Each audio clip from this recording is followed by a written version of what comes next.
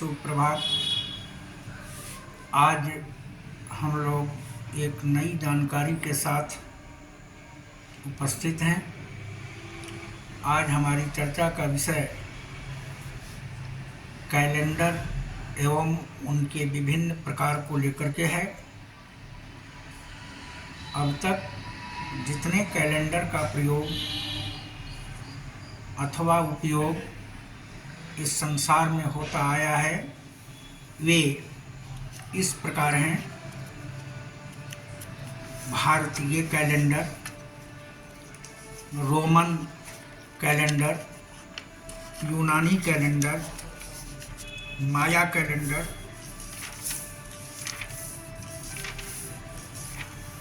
In calendar के विभिन्न प्रभेदों के अलग अलग अपने मानक हैं। भारतीय कैलेंडर के अंतर्गत भारतीय पद्धति से वर्ष गणना की जाती है और गणना का आधार पंचांग, पत्रा या तिथि पत्रक के रूप में जाना जाता है और इन तिथि पत्रकों का आधार सूर्य तथा चंद्रमा की गति होती है। भारत का सबसे पहला कैलेंडर जो संभवतः ईसा से 3102 वर्ष पहले बनाया गया, उसे कलयुग संवत के नाम से जाना गया। भारतीय पद्धति में वर्ष की गणना मुख्यतः 2 संवतों पर आधारित है। पहला विक्रम संवत एवं दूसरा शक संवत। विक्रम संवत का निर्माण ईसा से 57 वर्ष पहले उज्जैन के प्रसिद्ध शासक विक्रमादित्य ने कराया था। इस संवत के 12 महीनों के नाम हैं चैत्र, बैसाख, ज्येष्ठ, आषाढ़, श्रावण, भाद्रपद, आश्विन, कार्तिक, मार्गशीर्ष, पौष, माघ तथा फाल्गुन। शक संवत, इसका प्रारंभ 78 ईस्वी में सम्राट कनिष्क द्वारा कराया गया। यह कैलेंडर नक्षत्रों के आधार पर आधारित है। इसमें भी साल के महीनों के नाम पूर्व की भांति चैत्र, बैसाख, ज्येष्ठ, आषाढ़, श्रावण, भाद्रपद, आश्विन, कार्तिक, मार्गशीर्ष, पौष, माघ और फाल्गुन ही हैं। राष्ट्रीय पंचांग के रूप में इसे भारत सरकार से मान्यता प्राप्त है। दूसरे प्रकार के कैलेंडर का नाम रोमन कैलेंडर है। रोमन कैलेंडर रोम की स्थापना के समय से ही प्रचलित हुआ। इसका काल निर्धारण ईसा से लगभग 1000 वर्ष पूर्व का है। इसकी तारीखों और महीनों की व्यवस्था में सुधार रोमन सम्राट जूलियस सीजर ने किया, अतः इसे जूलियन कैलेंडर के नाम से भी जाना जाता है। वैज्ञानिक दृष्टि से रोमन चर्च के पोप ग्रेगरी त्रयोदश ने 4 सदियों से इसमें पूरी तरह सुधार करके इसकी व्यवस्था को वैज्ञानिक बनाने का काम किया था, जिसके कारण इसे ग्रेगोरियन कैलेंडर के नाम से भी जाना जाता है। सामान्यतः इस कैलेंडर में एक वर्ष में 365 दिन होते हैं और इसकी स्थिति यह है: जनवरी, मार्च, मई, जुलाई, अगस्त, अक्टूबर और दिसंबर ये वैसे महीने हैं जो 31 दिन के होते हैं और शेष माह 30 दिनों के होते हैं। 3 साल बीत जाने पर एक साल 366 दिनों का होता है और उस साल को लोंद का साल अथवा लीप वर्ष के नाम से जाना जाता है। कहा जाता है कि जिस साल में फरवरी 29 दिनों का होता है वह लीप वर्ष होता है और यही इस कैलेंडर की वैज्ञानिक व्याख्या भी है। इस हिसाब से सूर्य और पृथ्वी की गति का तालमेल बैठ जाता है। पहले यह माना जाता था कि पृथ्वी सूर्य की परिक्रमा 365 दिनों में पूरा कर लेती है, लेकिन तथ्य यह है कि पृथ्वी को सूर्य की परिक्रमा करने में 365.1/4 दिन लगते हैं। इस हिसाब से हर चौथे वर्ष में एक दिन और बढ़ा देना पड़ता है। कहा जाता है कि जब रोम में कैलेंडर की शुरुआत हुई तब चंद्रमा के हिसाब से साल की गिनती होती थी, जिसके अनुसार साल में 10 महीने ही होते थे। ये महीने मार्च से प्रारंभ होते थे और दिसंबर तक आते आते समाप्त हो जाते थे। उस समय महीनों के नाम उनकी गिनती के हिसाब से ही रखे जाते थे।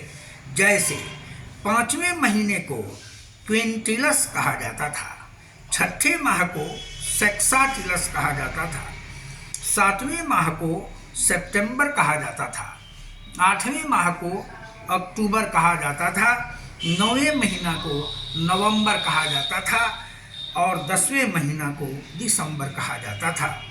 इस प्रकार इस कैलेंडर में एक वर्ष का माने 10 महीने थे।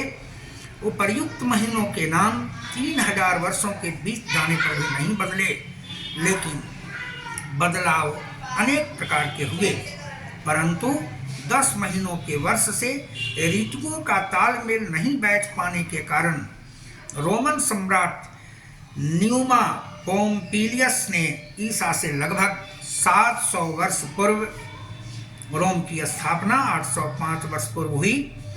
2 महीनों को जोड़कर 12 महीनों का वर्ष निर्धारित कर दिया न्यूमा पोम्पिलियस ने, और उस समय भी वर्ष का प्रारंभ मार्च से ही होता था।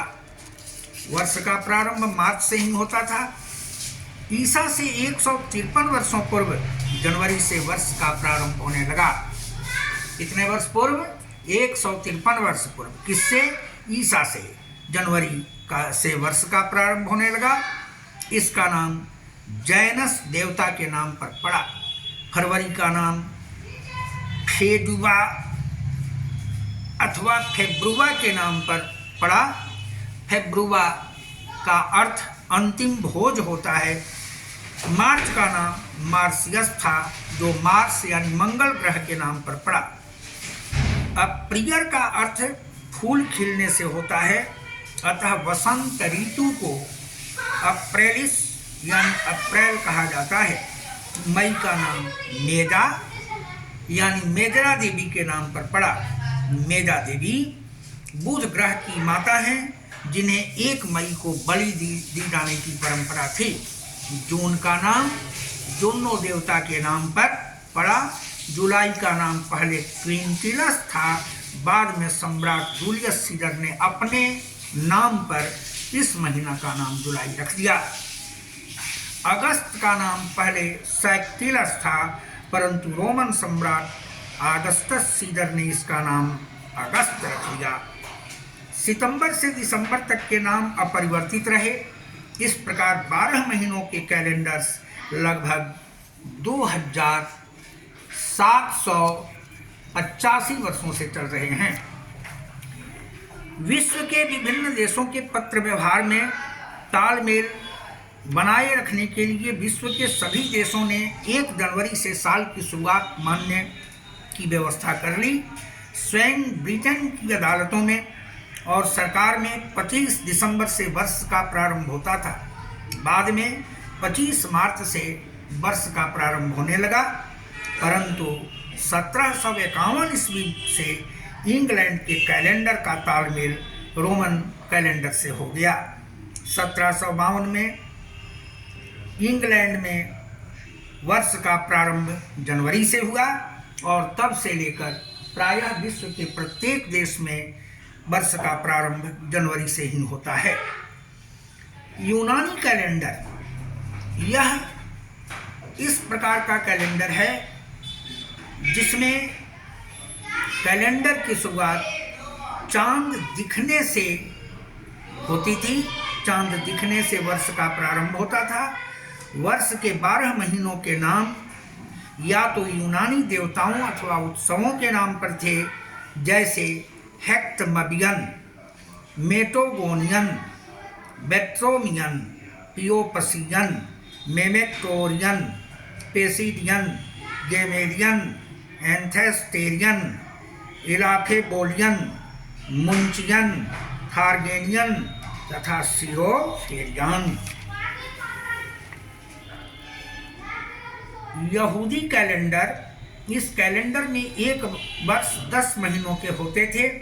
कुछ महीने 29 दिनों एवं कुछ 30 दिनों के होते थे। फिर इसमें प्रत्येक तीसरे, छठे, 8वें, 11वें, 14वें, 17वें एवं 19वें वर्ष में 30 दिनों का एक महीना और जोड़ दिया जाता था। अगले व्याख्यान में माया कैलेंडर के बारे में जानकारी हम देंगे। इस में इतना ही। धन्यवाद।